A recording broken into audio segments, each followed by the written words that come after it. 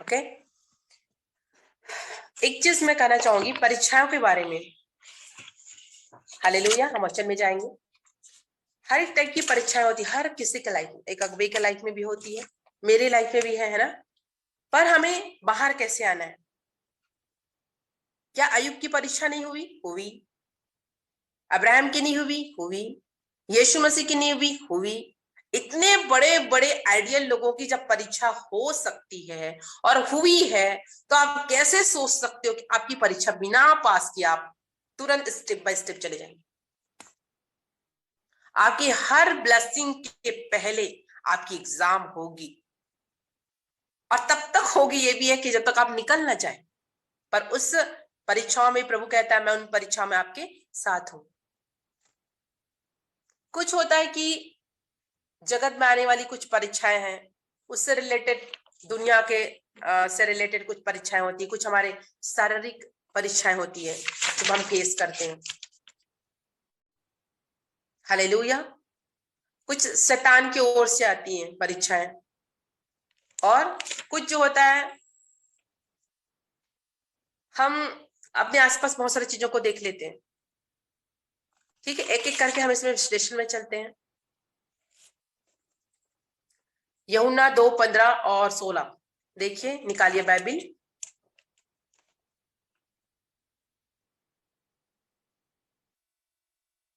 निकालिए। उसी में पहला यूहन्ना 5:19 भी निकालेंगे। ठीक है, 5 का 19 और पहला यूहन्ना 2:15 से 16। ओके। तुम न तो संसार से और न संसार की वस्तुओं में से प्रेम रखो। समझ रहे? यदि कोई संसार से प्रेम रखता है तो उसमें पिता का प्रेम नहीं, क्योंकि जो कुछ संसार में, अर्थात संसार में क्या क्या चीजें, शरीर की अभिलाषा है, आंखों की अभिलाषा है और जीविका का घमंड, यह परमेश्वर की ओर से नहीं पा रहे तो किसकी ओर से? संसार की ओर से। यीशु मसीह को जब परीक्षा हुई थी, इन्हीं 3 चैप्टरों को लेके ही हुई थी। क्या क्या? शरीर की अभिलाषा है, आंखों की अभिलाषा है और जीविका का घमंड। ये 3 ही ऐसा चीज है जो हमें परीक्षा में ले आता है और हम परीक्षा को फेस करते हैं। हर मनुष्य के अंदर ये बातें होती है। मसीह में आते आते हम, इसलिए प्रभु कहता है अपने शरीरों को क्या करो, मारते हुए, कूटते हुए, बस में लाते हुए प्रभु की ओर अपने मन को लगानी बार बार। आज मैं इतना, बताओ, ऐसे ऐसे सोच रही थी, एकदम ऐसे देखते देखते बस ऐसे सोच रही हूँ।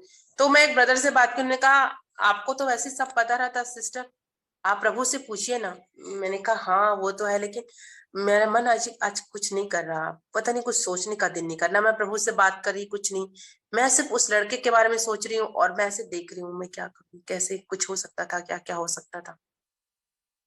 कोई बातें नहीं कर पा रही थी मैं। ठीक है,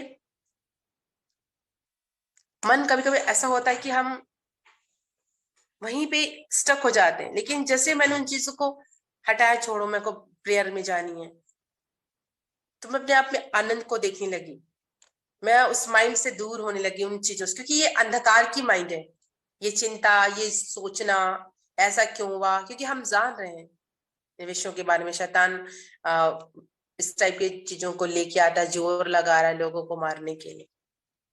तो शरीर की अभिलाषा है, हम देख रहे हैं, आंखों की अभिलाषा और जीविका का घमंड। शरीर की बहुत सारा अभिलाषा है। कुछ चीजें जो है वो जायज है, जिसको हम अभिलाषा नहीं बोलते, वो हमारी क्या है? जरूरत है। ठीक है, अभिलाषा और जरूरत में अंतर है। जैसे प्रभु कहता है तुम धर्मराज की खोज करो तो बाकी सब चीज तुम्हें मिल जाएगी। प्रभु को मालूम है कि ये चीजें हमारी आवश्यकताओं में से है, लेकिन अभिलाषाएं कैसे होती है जो है ही नहीं और हम उस चीज का अभिलाषा लगाए पड़े हैं। जैसे डेविड जो था, जो जिसकी वाइफ को लेके आया, उस सेनापति के वाइफ को लेके आया व्यभिचार से, ठीक है, वो क्या था? अभिलाषा ही थी। वो क्या था? अभिलाषा है। वो शरीर की अभिलाषा थी। उनकी आंखों को अच्छा लगा, वो लेडीज, उनको अच्छा लगा, वो ले आया तो ठीक, उसके पति को भी मरवा डाला। ये अभिलाषा है। क्या परमेश्वर ने उसकी जरूरतों के लिए नहीं दिया? उनकी कितनी सारी रानियां थी उस जमाने में, तो पुराने नियम में तो पटरानी सब चलती थी। तो क्या परमेश्वर ने नहीं दिया था? दिया था, लेकिन जो उसने किया वो क्या था? गलत था, व्यभिचार था। अभिलाषा और आपकी जरूरतों में अंतर है, बहुत बड़ा डिस्टेंस है, इनको समझना है। आपको रहने के लिए परमेश्वर ने घर दिया है, हर एक चीजें दी है, सुविधाएं दी है, लेकिन गलत मोटिवेशन के साथ, गलत तरीके के साथ किस चीज को हासिल करना, यह अभिलाषा। इसलिए परमेश्वर अपने वचन में बताता है, तो अभिलाषाओं में फंस जाते हो, पाप में आ जाते हो, और पाप फिर क्या होती है? गर्भवती होती। देखो, पाप भी गर्भवती होती है, और पाप से क्या जन्मेगा? फिर जो जन्मेगा वो सांपी टाइप से होगा, खतरनाक, खूंखार। के लोग बोलचाल की भाषा में बोलते हैं ना, सांप के बच्चे जैसे है। संसार भी जानता है उन वर्ड को जो बोलते हैं वो लोग, उस वर्ड को जो बोलते हैं वो जानते हैं। आप भी उन शब्दों को जानते हैं जो आपके आसपास बोला जाता है। अभिलाषा और जरूरत में डिस्टेंस को आप समझिए, कि जब शैतान आपके पास कोई चीज लेके आ रहा है, तो परमेश्वर के वचन के साथ चेक करिए, क्या ये मेरी जरूरत है परमेश्वर, या ये मेरी अपने अंदर की अभिलाषा है? क्योंकि दोनों में अंतर है। क्योंकि प्रभु अभिलाषाओं में, बाइबल हमें सिखाती, तुम अपने अभिलाषाओं में फंस के पाप को जन्म देते हो। इसलिए प्रभु यहाँ पे वचन में लिखा हुआ पहला यूहन्ना में पहला यूहन्ना 2:15-16 में ना, शरीर की अभिलाषा, यहाँ पे लिखा है क्या? शरीर की जरूरत, शरीर की अभिलाषा, लालसा, लालच। कुछ चीजें लालच से ले आते, जैसे डेविड के बारे में है, वो लालच से ले आया, उसकी जरूरत नहीं थी। ऑलरेडी इतनी रानी और पटरानी दिया परमेश्वर ने, क्या ब्लेस किया था उसको, पर उनने पाप किया। ठीक है, आंखें ही तो है जो क्या करती है हमें? अभिलाष। और देखो, आंखों की अभिलाषा, क्या प्रभु हमने देखने के लिए नहीं दिया? आंख है, आंख दिया ना देखने के लिए। अगर आंख को ये काम होता, अभिलाषा अलग है, हमको देखने के लिए परमिशन, हम हर चीजें देख सकते हैं। अभिलाषा वो कैसे हो सकती? लालच करना किन्हीं चीजों को देख के। इसलिए परमेश्वर अपने साफ वचन में, व्यवस्था में उन्होंने लिखा है, ना तो तुम किसी के गधे की, ना घोड़े की, ना पत्नी की, ना घर की, ना बाड़ियों की, किसी चीज के क्या नहीं करना? लालच नहीं करना। हमारी आज्ञा में लिखा गया किसी के लालच मत करना। और लालच को भी और विश्लेषण करके बताया है व्यवस्था 20 में, कि और डिटेल बताया कि किस किस चीजों की तुम्हें लालसा नहीं करनी है। ये क्या? आंखों की तो अभिलाषा है, अपनी पत्नी होते भी किसी और की पत्नी अच्छी लग रही है, अपनी कोई चीज अच्छी लोग। चोरी कैसे होती है किसी घर की? पहले आंख देखता है। इसलिए परमेश्वर अपने वचन में साफ से लिखा मत्ती में, कि तुम्हारा आंख तुम्हारे शरीर का क्या है? दिया है। क्या है? दिया है। और अगर आपकी आंख पवित्र है तो पूरा शरीर कैसा होगा? पवित्र होगा। अगर आंख ही आपकी गंदी है तो फिर कैसे चीजों को देखोगे? गंदी गंदी लोग चीजों का। पता है कि लालच भरे आंख कैसे होती? हर चीज में उसको लालच नजर आता है, हर चीज में अपना फायदा देखते हैं। देखिए आप लोग, हर एक वस्तु में अपना फायदा देखते हैं, लालच देखते हैं। कुछ काम करने कह दो किसी को तो बोलेंगे इसमें मुझे क्या फायदा है? निस्वार्थ कुछ भी नहीं है। इसलिए प्रभु के वचन में बोल के और देख के ध्यान लगा कि हमको हमेशा भलाई की ओर देखना, चाहे उसमें हमारा कुछ भला हो ना हो। इसलिए बोलता है प्रभु, अन्याय सहो, दुख उठाओ। क्यों प्रभु कहता है मेरे पीछे हो चलो, लेकिन इसके पहले क्या करो? क्रूस उठाओ। क्रूस क्या है? दुख उठाना है। परमेश्वर ने क्या किया था? दुख उठाया। क्रूस उठाया मतलब क्या है? दुख उठाया। आज हमें दुख उठाने कह रहा है। किसी के भलाई के लिए आपको अगर कुछ दुख होता है तो सो के, प्रभु देख रहा है और आपको उसका बड़ा प्रतिफल देगा। चिल्लाने की जरूरत नहीं, कोसने की जरूरत बिल्कुल नहीं है, बिल्कुल कोसने की जरूरत नहीं किसी को। बल्कि क्या करो? ब्लेस करो, अपने शब्दों से ब्लेस करो। इसलिए प्रभु नीति वचन में लिखा है, जो लोग अपने आसपास के लोगों को मॉर्निंग उठ के ब्लेसिंग के वर्ड बोलते हैं, उसके लिए, जो बोल रहा होता है उसके लिए वो ब्लेसिंग के वर्ड है, लेकिन जिसके लिए बोला गया वो शाप गिना जाएगा। मैंने उस दिन भी बताया था, ब्लेसिंग की, इसलिए प्रभु कहता है कि तुम अपने संतानों के क्या करो, आशीष दो, श्राप देना ही नहीं है। ठीक है, मैंने उस दादी को जो बोली जिनके बच्चे का ऐसा कंडीशन हुआ, मेरे को अच्छे से याद है, श्रापित जुबान थी, बहुत श्राप देती थी हमारे घर में। हम जब अभी पूछ रहे थे ना क्या हुआ, तो तुम्हारे बोले तुमको दिख नहीं रहा, तुम्हारा आंख खराब है, ऐसा बोल रहे थे। सोचो इस सिचुएशन में भी तो उनका जुबान कैसे शैतान यूज करता है, हमें पता नहीं होता। हम अपने शब्दों के द्वारा परमेश्वर की कम और शैतान की ज्यादा महिमा करने लग जाते हैं। और जब जिसकी महिमा हो रही होती है तो हमारे शरीर भी वैसा ही काम करने लग जाता है। इसलिए अपने जुबान की, परमेश्वर कहता है अपने मुंह की सबसे क्या करो, चौकसी करो।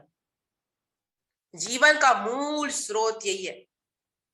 सब बोलो, माइक खोल के नहीं, बिना माइक खोले, कि अपने जीवन का मूल स्रोत क्या है, आपका मन है।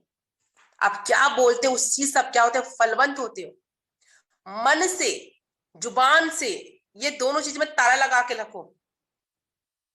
इसलिए बाइबल में बताती है कि मन में क्या रोग लगा है, असाध्य रोग लगा हुआ है तुम्हारे शरीर में। वो बाद में दिखता है, पहले किस में दिखता है, मन में।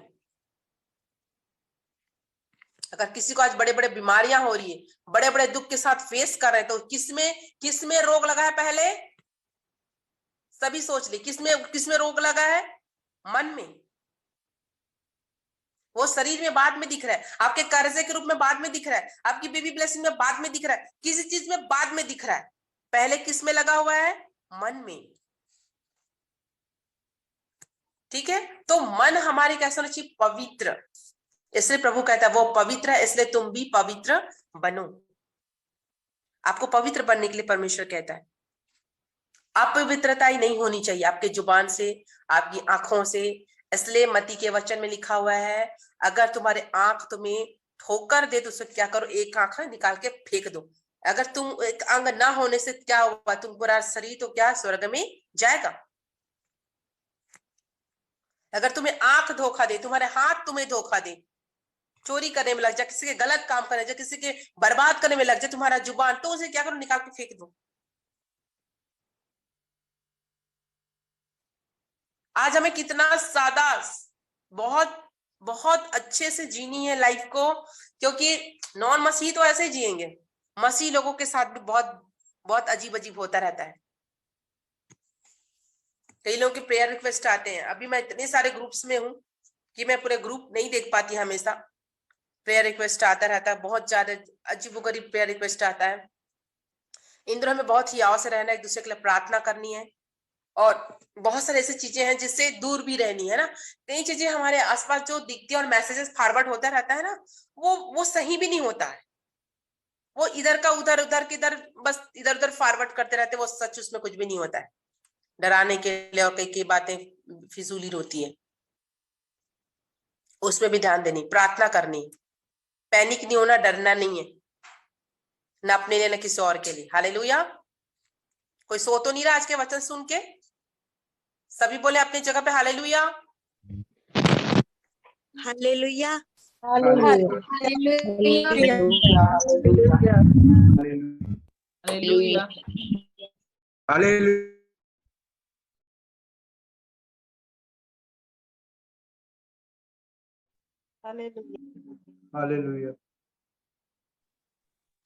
परमेश्वर का धन्यवाद, हजूरी माफ है, हम सब उपस्थित हैं।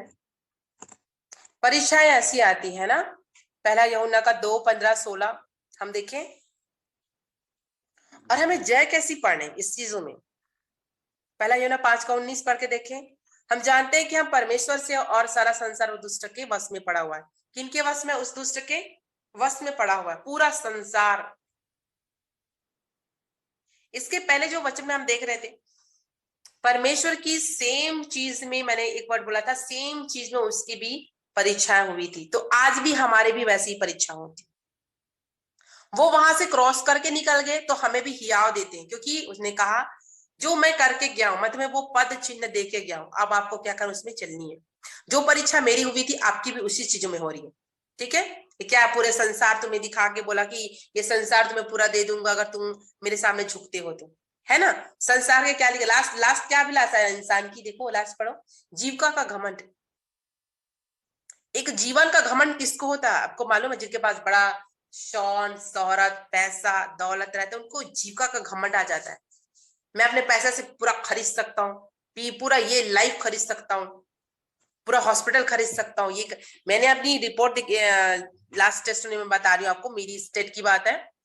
एक मेडिकल स्टोर वाला है यहाँ पे, जो बहुत बड़ा, बहुत रईस मेडिकल स्टोर है, और वो एक पैसे कम भी नहीं करता। मैं बता रही हूँ, जब उनकी वाइफ का तबीयत खराब होता कोरोना में, वो दिल्ली क्या बहुत दूर दूर ले गए, लेकिन उनका मेडिसिन नहीं मिला, और वो मेडिसिन चलाने वाला मनुष्य भाई ना मेडिसिन मिलने का, समझ रहे हो,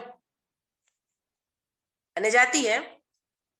पर सोचिए कैसे दुष्टता के साथ जो जीवन जीते, क्या अब वो अकेले नहीं, उसका बेटा भी।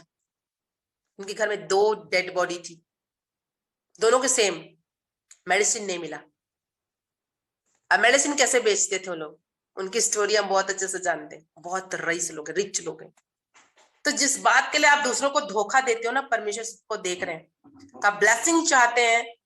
किस चीज का घमंड था, मैं तो इतना बड़ा आदमी, मेरे पास क्या कमी, यहां से वहां उठा के ले गए, यहाँ ट्रीटमेंट नहीं करवानी, दूसरी जगह करानी, दूसरी जगह भी कुछ नहीं हुआ। जिनके पास बहुत पैसा है, बहुत शौहरत है, लेकिन प्रभु को नहीं जानते, तो वो कुछ नहीं जानते। इसलिए प्रभु कहता है, इस बात के लिए खुश मत हो कि तुमको हर एक वस्तु में अधिकार दिया गया इस पृथ्वी का, क्या दुष्टात्माओं पे अधिकार है, या बीमारियों पे अधिकार है, या किसी मनुष्य पे अधिकार, किसी भी चीज का, बल्कि इस बात के लिए धन्यवाद हो और खुश रहो कि तुम्हारा नाम जीवन की पुस्तक में लिखा गया। क्योंकि सबसे पहले जब द्वार में जाओगे ना, वो पुस्तक निकाली जाएगी, अच्छा इसका नाम है कि नहीं, देखेंगे है, हाँ ठीक, तब आपका वेलकम करने के लिए आएंगे, नहीं है तो फिर टाल दिए जाएंगे। कुछ नहीं देखा जाएगा, पहले जीवन की पुस्तक खोला जाएगा पहला। इस बात से मैं प्रसन्न हूं कि हमको हमारा नाम जीवन की पुस्तक में लिखा गया है। और ये भी बात है, वो जीवन की पुस्तक में हमेशा नाम रहेगा कि नहीं रहेगा, काटा जाएगा, काटने वाली बात भी लिखा हुआ है ना, समझ जाइए, प्रकाशित तक में लिखा है। तो अगर आपका नाम चढ़ गया तो कटना नहीं चाहिए भाई, है ना। एक तो चढ़ाने में टाइम लगता है, इतना आपने मेहनत किया वो व्यर्थ हो जाएगा। फिर आपने व्यर्थ धोया अपने आप को, व्यर्थ मूवी बंद कर दिए, व्यर्थ आपने गाली बंद कर दिया, व्यर्थ आपने विचार बंद कर दिया, और फिर भी आप अगर नर्क चले गए तो सोचो कैसे, कितनी भयानक बात होगी। उनके लिए बहुत बड़ी भयानक बात होगी, जो प्रभु को जानते हैं छूट जाएंगे। उनको तो पता ही नहीं, जिनको प्रभु को नहीं पता उनको क्या है, हम तो पता ही नहीं था, ऐसा वाला था। अरे हमने विश्वास नहीं किया, हमने, हमारे पास सुसमाचार आया था पर हमने इस पे कान नहीं लगा, वो यही कहेंगे। लेकिन उनके लिए बड़ी भयानक बात होगी जो मसीह है। इसलिए परमेश्वर का वचन लिखा है कि जब शुरुआत आप ही से होनी है, जब न्याय जो है, जो विश्वासी उनके साथ शुरुआत होगी, तो सोचो बाकी लोगों का क्या हालत हो। हालेलुया। बाकियों का क्या कंडीशन होगा जो प्रभु को जानते तक नहीं है, जब शुरुआत ही हमसे होगी। न्याय की शुरुआत हम ही से होनी है, समझ रहे हैं। तो उस न्याय सिंहासन में जब वो न्यायी बैठे, अभी वो अनुग्रह का दाता है, समझ रहे हैं चीजों को, अभी वो कैसा है, अनुग्रहकारी है, विलंब से क्रोध करने वाला, दयावंत है, करुणाकारी। लेकिन जब न्याय होगा हमारा, तब वो न्याय सिंहासन में राजा बन के, अनुग्रहकारी बन के नहीं बैठेगा, वो कैसा बनेगा, जज बन जाएगा, समझ रहे हो। तो फिर आपकी रिपोर्ट देखी जाएगी, उसके हिसाब से आपका फिर फैसला होगा, आप किधर जाने वाले हो। सब आप समझ रहे हैं, जितने विश्वासी हैं जो मसीह में भाई बहन है, जिसने अपने आप को धोया है प्रभु के लहू से, प्रभु के वचन से क्लीन हुए, साफ हुए, उनके लिए कि अपने आप को अभी सारे चीजों के साथ नहीं, परमेश्वर की भक्ति में। इसलिए बाइबिल मेरे ख्याल से गलाती में शायद, अब बहुत सारे लोग बहुत कुछ करते हैं अपने शरीर को स्वस्थ रखने के लिए, अच्छे खाना, अच्छा पीना, इससे लाभ है, मैं नहीं कहती, लाभ बिल्कुल है, और आपको करना है, ठीक है। अपने शरीरों का भी ख्याल रखना है, क्यों, क्योंकि ये शरीर परमेश्वर का मंदिर है। अपने आप से प्यार करनी माय डियर, ठीक है। कई लोग बोलते मुझे अपने आप से बिल्कुल प्यार नहीं, आप देखे सुसाइड कर लेते, उन्हीं लोग सुसाइड करते जिनको अपने आप से प्यार नहीं होता, लव नहीं होता।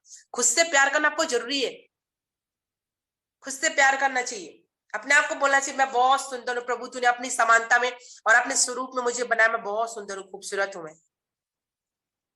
बहुत प्यारी हूँ, मेरी